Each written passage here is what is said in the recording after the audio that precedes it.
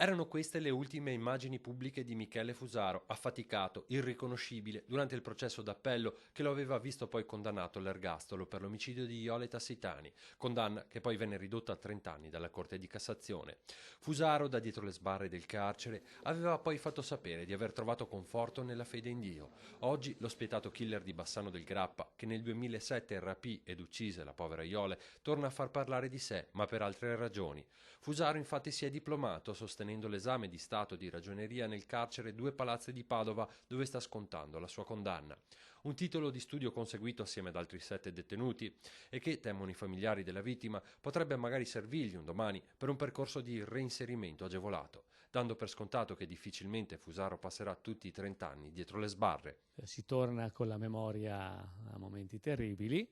Ho avuto solo un breve colloquio telefonico con Luisa, con la sorella, che così era abbastanza devastata, come ogni volta che mi parla di questi episodi, insomma.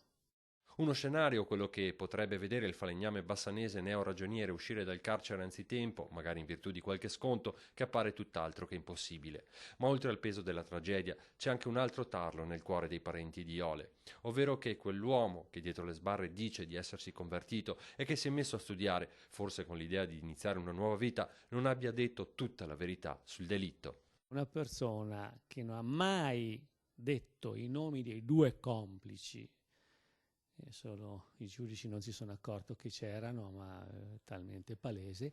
Ecco, una persona così dovrebbe avere invece scaricarsi la coscienza almeno